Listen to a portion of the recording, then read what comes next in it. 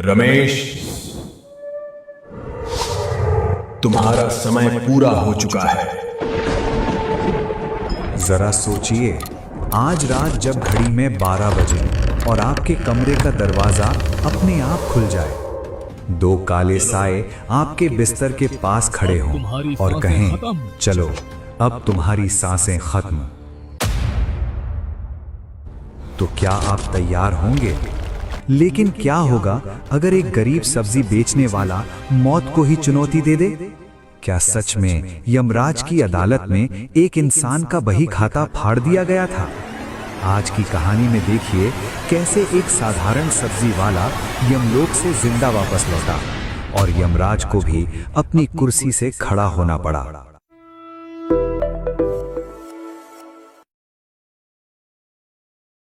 सब्जी ले लो, ताजा ताजा सब्जी ले लो, ताजा ताजा सब्जी ले लो। हम कब तक ऐसे ही सब्जी बेचकर गुजारा करते रहेंगे? आगे बच्चों का भविष्य भी है, इन्हें भी पढ़ना लिखना है। आप कुछ और काम क्यों नहीं देख लेते हैं ताकि हमारा गुजारा अच्छे से चल सके? ये सब बातें बाद में करेंगे।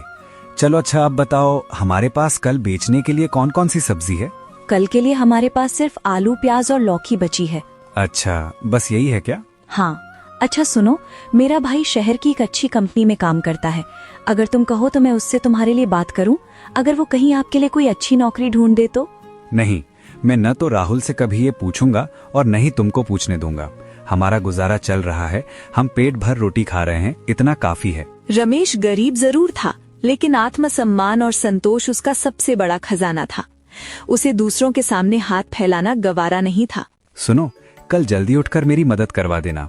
मुझे कल सुबह जल्दी निकलना है क्योंकि कल गुरुदेव जी के सत्संग का दिन है। तो मैं सुबह जल्दी बाजार जाकर सब्जी बेच आऊंगा और उधर से जल्दी लौट आऊंगा ताकि गुरुदेव जी का सत्संग भी मैं शामिल हो पाऊं। और तुम भी तैयार रहना, घर आते ही हम सत्संग के लिए निकल चलेंगे। अच्छा, कल सत्संग है क्या गुरुदेव का? अच्छा हुआ तुमने बता दिया। पास वाली दीदी भी सत्संग में चलने का बोल रहे थे।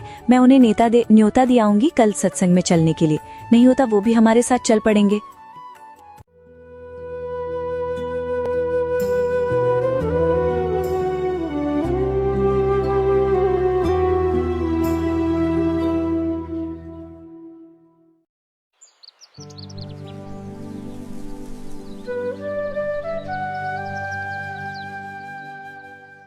अगली सुबह दोनों पति पत्नी सब्जी का ठेला जमाने में जुट जाते हैं। सुनो भाग्यवान, बाजार से कुछ सामान लाना है क्या घर के लिए? नहीं, अभी तो सब है। हो सके तो बच्चों के लिए बाजार से फल फ्रूट ले आना। अच्छा चलो ठीक है, मैं निकलता हूँ फिर। आज जल्दी भी लौटना है। हाँ ठीक है, आराम से जाना। हाँ भाग्यवान, कबीर भगवान का आशीर्वाद हमारे साथ है, तुम चिंता मत करो। और हाँ, पड़ोस वाली भाभी को सत्संग का न्योता दिया या नहीं? दे दिया है, वो तो बहुत उत्सुकता से तैयार होकर बैठे हैं। अच्छा ठीक है, तुम लोग तैयार रहना, मैं अभी आता हूँ कुछ देर में। ठीक है जी। बाजार में रमेश अपनी रोजी रोटी कमाने निकल पड़ा। सब्जी ले लो, सब्जी ले लो, ताजा ताजा सब्जी ले लो, आलू, गोभी, बैंगन, लौकी। अरे भाई साहब, जरा इधर आना। मैं अक्सर आपसे सब्जियां खरीदती हूँ, आपकी सब्जियां बहुत ताजा होती हैं। हाँ बहन जी, हम बासी सब्जियां लाते ही नहीं हैं। अच्छा, तो आप एक काम करो, मुझे 1 किलो आलू तोल दो, परंतु मेरे पास अभी पैसे नहीं है। मैं आपको ये पैसे कल लौटाऊंगी। बहन जी, पर मैं तो आपको जानता नहीं। अरे भैया, मैं यहीं रहती हूँ पास में, मेरा तो रोज का आना जाना है। आपके पैसे कहीं नहीं जाएंगे, चिंता मत करो। अच्छा ठीक है, ये लीजिए आपके 1 किलो आलू। बहुत बहुत धन्यवाद भाई साहब आपका, मैं आपको याद से ये पैसे लौटा दूंगी। हाँ हाँ ठीक है, मैंने कोई इतना बड़ा भी एहसान नहीं किया है। सब्जी ले लो, ताजा ताजा सब्जी ले लो, ताजा ताजा सब्जी ले लो। अरे ओ सब्जी वाले भाई, इधर आओ इधर आओ, मैं लूंगा सब्जी। अब आपको देखकर बहुत परिचित परिचित लगे। आप राहुल के मामा है ना? हाँ, तुम सही कह रहे हो। वाह यार, बहुत जल्दी पहचान लिए, क्या बात है। बात यह है कि मैं राहुल का पड़ोसी हूँ। आपको पहले भी देखा था, इसीलिए पहचान गया। अच्छा अच्छा अच्छा अच्छा, और बताओ कैसा है राहुल, और मेरी बहन कैसी है? बस ठीक है, अच्छे मजे में है। तुमसे मिलके खुशी हुई। मेरी बहुत सारी जमीन जायदाद है, मेरा कोई है नहीं, इसलिए मरने से पहले सब अपनी बहन के नाम कर दूंगा। अच्छा, एक बात कहनी है आपसे। क्या बात? जब आप बात करते हैं तो आपका सिर थोड़ा सा हिलता है। ये ससुरा आदत है, हमारी अम्मा का भी सिर हिलता था बात करती थी जब। ये समझ लो जेनेटिकली हमको ये भगवान की तरफ से उपहार में मिला है, समझे? समझ गया समझ गया। अच्छा तुमको पता है, हमारे पिता को ना पेट की समस्या थी। खाने के बाद तुरंत एकदम बाथरूम की तरफ भागना पड़ता था। अब हम दोनों भाई बहन बचपन में बहुत मजाक किया करते थे। हमने कहा कि जितनी भी समस्या हैं, पेट की बीमारी, ये सब हमको ना मिले। पर जब बड़े हुए तो देखा कि बहन को पिता की बीमारी मिली और मुझको माँ वाली सिर हिलाने की बीमारी मिल गई। वाकई में आप बड़े मजाकिया आदमी हैं। हाँ, अरे भाई, दोस्तों के साथ मजे करना चाहिए, नहीं तो दोस्ती किस काम की। सही बात है। अच्छा, अब अपनी जमीन बहन को देंगे? कोई बच्चे नहीं हैं आपके? अरे तो बिना शादी के भी बच्चा होता है क्या? अरे हम शादी नहीं किए तो बच्चा वह कहाँ से करेंगे? जानते हो काहे नहीं किए? शादी मतलब एक झंझट, हमको नहीं पालना झंझट वंझट, इसीलिए नहीं किए। अरे गजब इंसान है आप, मजा आ गया। पहली बार आपके जैसा कोई इंसान देखा है। अच्छा ये बताइए, सब्जी लेंगे? अरे तो क्या सब्जी नहीं लेंगे तो तुमको काहे के लिए रुकवाएं? तुम्हारे दर्शन के लिए सब्जी लेंगे। ये बताओ कि बैंगन हमको आधा किलो कितने का दिए और आधा किलो ये आलू भी दे दो। अच्छा ये बताइए, खाना खुद ही बनाते हैं? अरे तो हम खाना खाते हैं, बनाने के लिए नौकर रखे हैं, वो बनाता है। चलिए ठीक है, ये लीजिए आपकी सब्जी। अब मैं चलता हूँ और आपकी बात आपकी बहन को जरूर बताऊंगा, है ना? हाँ ठीक है, बताना। चलो मिलता हूँ फिर। सब्जी ले लो, ताजा सब्जी ले लो, ताजा सब्जी ले लो। दुनियादारी के अजीब और मजेदार रंग देखने के बाद रमेश वापस अपनी छोटी सी दुनिया यानी अपने घर लौटता है, जहां अब तैयारी थी उस सुकून की जो सिर्फ गुरु के चरणों में मिलता है। क्या हुआ जी, आज सब्जी की बिक्री नहीं हुई क्या? भाग्यवान, सब्जी तो बिकी है परंतु उधार। एक महिला आई और कहती है कि भाई साहब मेरे पास पैसे नहीं हैं, सब्जी दे दो। बोल रही थी कि पैसे कल दे दूंगी। अब राम जाने पैसे आएंगे या नहीं। अच्छा चलो कोई बात नहीं, आप इतना मत सोचा करो। अब आप जल्दी से नहा लो, सत्संग का समय हो रहा है। पड़ोस वाली दीदी भी तैयार होकर बैठे हैं। हाँ, मैं अभी तैयार होकर आता हूँ। अब रमेश अपनी पत्नी और उसकी पड़ोस की भाभी के साथ सत्संग की तरफ निकल जाता है। रास्ते में चलते हुए तीनों बातें करते हैं। भाभी, आपको पता है परमात्मा बताते हैं कि पूर्ण संत की शरण में आने के बाद काल हमारा बाल भी बाका नहीं कर सकता। हाँ भाभी, हमने तो जब से नाम लिया है तब से ये समझो सभी दुख, तरह के दुख छूमंतर हो गए हैं। गुरुजी ने ऐसी दया करी है कि अब तो बच्चे भी बिल्कुल लगन के साथ भक्ति करते हैं। अरे ये तो बहुत खुशी की बात है कि आपके बच्चे अभी से भक्ति मार्ग में लग गए हैं। मैं भी सोच रही हूँ नाम दीक्षा लेने का। सभी लोग बातें करते करते सत्संग में पहुँच जाते हैं और वहाँ अपने गुरुजी के चरणों में बैठकर उनका सत्संग श्रवण करते हैं। हे सत्संग प्रेमी आत्माओं, दुनिया में इंसान हर चीज से लड़ सकता है, बीमारी से, गरीबी से, दुश्मनों से, लेकिन एक चीज है जिससे पूरी दुनिया थर थर कांपती है और वो है मौत। वो काल जो किसी को नहीं बख्शता, चाहे राजा हो या रंक। लेकिन जरा ध्यान से सुनना मेरी बात, इस नाम में वो शक्ति है जो काल के नियम को भी बदल सकती है। जब एक जीव पूर्ण परमात्मा की शरण में आ जाता है, उनसे नाम दीक्षा ले लेता है, तो उस भक्त का लेखा जोखा धर्मराज के पास से फाड़ दिया जाता है। कबीर जम जौरा जासे डरे, मिटे कर्म के लेख, अधली आरत जो करे, घर में धरे विवेक। इसका अर्थ है कि जिस भक्त के सिर पर पूर्ण सद्गुरु का हाथ है, उससे तो यमराज भी डरता है। सत्संग श्रवण करने के पश्चात रमेश का परिवार अपने घर की ओर निकल पड़ता है।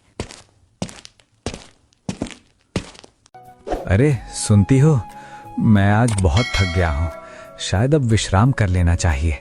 अगर कोई जरूरी काम रहे तो जगा देना। ठीक है जी, आप सो जाओ, मैं तब तक घर का काम कर लेती हूँ। इधर धरती पर रमेश अपने परिवार के साथ शांति से जीवन व्यतीत कर रहा था और उधर ऊपर यमलोक में रमेश की मौत की तैयारी हो रही थी। चित्रगुप्त जी, जल्दी से अपनी पुस्तक में देखकर बताओ, पृथ्वी लोक से और किसे लाना है? जी महाराज, अभी बताता हूँ। महाराज, मिनकपुर गांव से रमेश है, जो कि सब्जी विक्रेता है। ठीक है चित्रगुप्त जी, मैं अभी यमदूतों को भेजकर उसे बुलाता हूँ। यमदूतों, दरबार में पेश हो। जी महाराज, आदेश हो। तुम्हें अभी इसी वक्त पृथ्वी पर पहुंचकर एक रमेश नाम के सब्जी विक्रेता को लेकर आना है। जो आज्ञा महाराज, हम अभी पृथ्वी लोक पर पहुंचते हैं। और हाँ, ध्यान रखना, पिछली बार की तरह इस बार कोई गलती और देरी नहीं होनी चाहिए। जी महाराज, इस चीज का पूरा ध्यान रखा जाएगा महाराज। यमलोक से दूत निकल पड़े थे कबीर परमात्मा के भक्त को यमलोक ले जाने के लिए। उधर रमेश दिन में भारी थकान होने के कारण काफी गहरी नींद में सोया हुआ था। यमदूत अपने काम में जुट जाते हैं और रमेश को यमलोक की तरफ लेकर निकल जाते हैं। अरे तुम लोग कौन हो और मुझे कहाँ लेकर जा रहे हो? अरे अभी रुक, तुझे सब पता लग जाएगा हम कौन हैं और कहां से आए हैं। अरे लेकिन अरे ये तो यमलोक लगता है। मृत्यु का वो दरबार जहाँ बड़े बड़े सूरमाओं के पसीने छूट जाते थे, आज वहाँ एक साधारण सब्जी वाला रमेश निडर खड़ा था। यमराज की डरावनी आंखों में देखने की हिम्मत सिर्फ वही कर सकता था जिसके सिर पर पूर्ण ब्रह्म का हाथ हो। महाराज, पृथ्वी लोक से रमेश नाम के प्राणी को ले आए हैं। तो ये है वो जिसने आज यमलोक का मेहमान बनने का सौभाग्य पाया है। क्यों रे प्राणी, यहाँ आने के बाद तो अच्छे अच्छे कांपने लगते हैं, पर तेरे चेहरे पर ना तो कोई डर है और ना ही अपनी मौत का गम। लगता है अभी तुझे पता नहीं कि तू किसके सामने खड़ा है। प्रणाम यमराज जी। डरना कैसा महाराज, बच्चा जब तक अकेला होता है तब तक डरता है, पर जब पिता का हाथ उसके सिर पर हो तो उसे किसी का भय नहीं होता। पिता? अरे मूर्ख, यहाँ तेरा कोई पिता या रक्षक नहीं है। यहाँ सिर्फ धर्मराज का न्याय चलता है।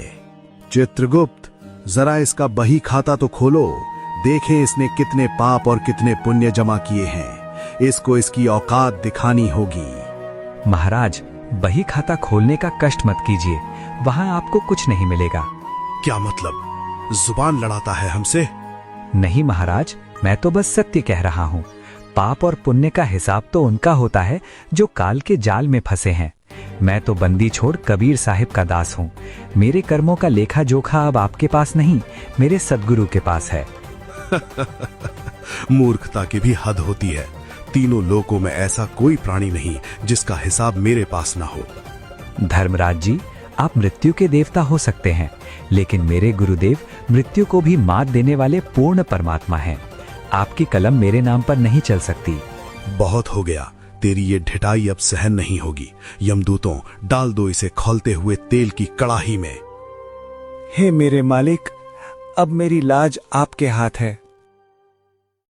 जैसे ही भक्त ने सच्चे दिल से पुकारा, यमलोक का कोना कोना कांप उठा। जो आग सदियों से नहीं बुझी थी वो पल भर में शांत हो गई और उस दिव्य प्रकाश के बीच प्रकट हुए स्वयं बंदी छोड़ पूर्ण ब्रह्म कबीर साहिब। हे मेरे मालिक, हे पालनहार, आप आ गए। मुझे पता था अब जरूर आएंगे। दास का प्रणाम स्वीकार करें प्रभु। त्राहिमाम त्राहिमाम, क्षमा पूर्ण परमात्मा, क्षमा। धर्मराज, ये क्या अनर्थ कर रहे थे तुम? क्या तुम भूल गए कि जिस जीव ने मेरा नाम धारण कर लिया उस पर तुम्हारा कोई अधिकार नहीं रह जाता? हे अंतर्यामी, हमसे भारी भूल हो गई प्रभु। हम अज्ञानी हैं, आपकी लीला को समझ नहीं पाए। हमें लगा ये एक साधारण जीव है। साधारण? जो सद्गुरु की शरण में है वो साधारण कैसे हो सकता है? धर्मराज, तुम कर्मों का हिसाब रखते हो, लेकिन मेरे भक्त के कर्मों का हिसाब तो मैं स्वयं रखता हूं। तुमने उसे यहां लाकर मेरे वचन का अपमान किया है। नहीं प्रभु, ऐसा विचार सपने में भी नहीं ला सकते। चित्रगुप्त, ये कैसी अंधेर गर्दी है? तुमने मुझे बताया क्यों नहीं कि ये परमात्मा का भक्त है? क्षमा महाराज, क्षमा दाता। प्रभु, आपकी माया अपरंपार है। इस भक्त के मस्तक पर आपके नाम का ऐसा तेज था कि मेरी कलम रुक गई। आपके द्वारा बख्शी गई मुक्ति मुझे दिखाई नहीं दी। मेरी बुद्धि पर पर्दा पड़ गया था मालिक। चित्रगुप्त, अपनी बही में सुधार कर लो। भविष्य में ध्यान रहे, जिसके गले में मेरी कंठी और श्वास में मेरा नाम हो, यमदूत उसकी परछाई को भी न छुएं। सत्य वचन प्रभु, आज के बाद ऐसी गलती कभी नहीं होगी। यमलोक के सारे नियम आपके भक्तों के लिए बदल दिए जाएंगे। ठीक है, रमेश को ससम्मान वापस छोड़कर आओ, और याद रखना, इसे जरा सी भी खरोच नहीं आनी चाहिए। यमदूतों, खड़े क्या हो, जल्दी से भाई रमेश को पूरे आदर के साथ पृथ्वी लोक वापस छोड़कर आओ, और हाँ, माफी मांगना मत भूलना। जी महाराज, अभी जाते हैं। कबीर परमात्मा का आदेश पाकर यमदूत तुरंत रमेश की जीवात्मा को लेकर वापस पृथ्वी लोक की ओर चल पड़े। हवा की गति से भी तेज, पलक झपकते ही वे रमेश के घर पहुंच गए, जहां उसका शरीर बेसुध पड़ा था। यमदूतों ने बड़े ही आदर के साथ रमेश की आत्मा को वापस उसके शरीर में प्रवेश कराया और हाथ जोड़कर वहां से अदृश्य हो गए। उधर रमेश के शरीर में जैसे ही प्राण लौटे, वो एक गहरी सांस लेते हुए हड़बड़ा कर उठ बैठा। हे बंदी छोड़, हे कबीर परमात्मा, आपकी जय हो मालिक, आपकी जय हो। अरे क्या हुआ जी? आप तो ऐसे चिल्लाकर उठे जैसे कोई बहुत डरावना सपना देखा हो। आपका शरीर तो एकदम ठंडा पड़ गया। डरो मत भाग्यवान, डरने की कोई बात नहीं है। वो सपना नहीं था, हकीकत थी। यमराज के दूत मुझे गलती से यमलोक ले गए थे। क्या? यमलोक? आप कैसी बातें कर रहे हैं? आपको बुखार तो नहीं चढ़ गया? नहीं नहीं, मैं बिल्कुल ठीक हूँ, सच कह रहा हूँ। वहाँ चित्रगुप्त ने गलती से मेरा नाम लिख लिया था, लेकिन धन्य है हमारे गुरुदेव और धन्य है पूर्ण परमात्मा कबीर साहब। वो साक्षात वहाँ प्रकट हो गए। उन्होंने यमराज को ऐसी फटकार लगाई कि यमराज भी अपनी कुर्सी छोड़कर खड़ा हो गया। काल भी हमारे परमात्मा के आगे थर थर कांपता है। हे मेरे मालिक, आपकी लीला अपरंपार है। मतलब सत्संग में जो सुना था वो आज अपनी आंखों से देख लिया कि जाको राखे साइयां मार सके ना कोई। बिल्कुल सच। आज मुझे पक्का विश्वास हो गया है कि हम सही शरण में हैं। यमराज ने खुद कहा कि कबीर साहब के भगत का तो बाल भी बांका नहीं हो सकता। चलो अब जल्दी उठो, आज गुरुदेव के चरणों में जाकर दंडवत प्रणाम करना है। इस घटना के बाद रमेश और उसकी पत्नी का विश्वास हिमालय जैसा अटल हो गया और वो दोनों अब निकल जाते हैं अपने कबीर परमात्मा जी की कुटिया की ओर। रास्ते में उन्हें वही पड़ोस वाली भाभी मिल जाती हैं जिन्हें सत्संग का न्योता दिया था। अरे रमेश भाई, भाभी जी, आप लोग इतनी तेजी में कहाँ जा रहे हैं? और रमेश भाई, आप तो कह रहे थे कि बहुत थकान है, लेकिन अभी तो आपके चेहरे पर गजब की चमक दिख रही है। क्या बात है? अरे दीदी, क्या बताएं, आज तो साक्षात चमत्कार हो गया। मेरे पति को तो यमराज के दूत उठा ले गए थे, लेकिन हमारे गुरुदेव, हमारे कबीर साहिब ने मौत के मुंह से इन्हें वापस छीन लिया। हैं? क्या कह रही हो भाभी? यमराज के पास से वापस आ गए? ये कैसे हो सकता है? हाँ बहन, ये 100% सच है। मैं खुद अपनी आंखों से देख कर आया हूँ। वहाँ यमराज का दरबार लगा था। चित्रगुप्त बही खाता खोलकर बैठे थे, लेकिन जैसे ही मैंने अपने बंदी छोड़ कबीर परमात्मा को याद किया, वो वहाँ प्रकट हो गए। और पता है दीदी, यमराज भी अपनी कुर्सी छोड़कर हमारे भगवान के चरणों में झुक गया। उन्होंने कहा कि कबीर साहब के भक्त का तो काल भी कुछ नहीं बिगाड़ सकता। हे भगवान, मेरे तो रोंगटे खड़े हो रहे हैं आपकी बात सुनकर। रमेश भाई, मुझे तो पहले लगता था कि ये सत्संग वत्संग सब ऐसे ही है, लेकिन आज पता चला कि असली शक्ति तो यही है। क्या मुझे भी आपके गुरुजी नाम दीक्षा देंगे? मुझे भी अपने बच्चों और परिवार की सुरक्षा चाहिए। क्यों नहीं बहन, परमात्मा तो दयालु हैं। वो तो आए ही हैं हम भूली भटकी आत्माओं को अपने घर सतलोक ले जाने के लिए। चलो आज ही चलो हमारे साथ। तीनों बातें करते करते गुरुजी के आश्रम पहुंच जाते हैं और आश्रम पहुंचते ही रमेश गुरुजी के चरणों में गिर गया। उसे अपनी आंखों के सामने वो भगवान दिख रहे थे जिन्होंने उसकी जान बचाई। जहां रमेश गुरुजी के सामने बैठकर उसके साथ बीती घटना को व्यक्त करता है। हे अंतर्यामी, हे जगत के पालनहार, मैं तो एक तुच्छ सा सब्जी बेचने वाला हूँ। मुझे नहीं पता था कि आप मेरी इतनी पल पल खबर रखते हैं। आज आपने मुझे नया जीवन दिया है मालिक। हे मालिक, हम पर ऐसी ही दया बनाए रखना, हमें कभी अपने चरणों से दूर मत करना। उठो बच्चों, घबराने की कोई बात नहीं है। मैं तो हर पल अपने भक्तों के अंग संग रहता हूँ। तुमने सच्चे मन से मुझे पुकारा तो मुझे आना ही था। रमेश, ये घटना तुम्हें और दुनिया को ये विश्वास दिलाने के लिए थी कि इस मृत्यु लोक में भले ही काल का जोर चलता है, लेकिन जो पूर्ण परमात्मा की शरण में आ जाता है, यमराज उसका रास्ता नहीं रोक सकता। अब तुम निश्चिंत होकर भक्ति करो, तुम्हारा रक्षक मैं हूं। तो दोस्तों, देखा आपने, ये है पूर्ण परमात्मा की भक्ति की शक्ति, जहां मौत भी हार मान जाती है और यमराज के नियम भी बदल जाते हैं। ये कहानी हमें यही सिखाती है कि इंसान चाहे कितना भी गरीब हो या अमीर, अगर उसके सिर पर पूर्ण गुरु का हाथ है तो यमराज तो क्या, तीनों लोकों की कोई भी शक्ति उसका बाल भी बांका नहीं कर सकती। इसलिए पहचानिए अपने मनुष्य जन्म के असली उद्देश्य को और खोजिए उस पूर्ण परमात्मा को जो आपको जन्म मरण के चक्र से मुक्त कराकर उस अमरलोक सतलोक ले जा सके। बोलो बंदी छोड़ कबीर साहिब की जय।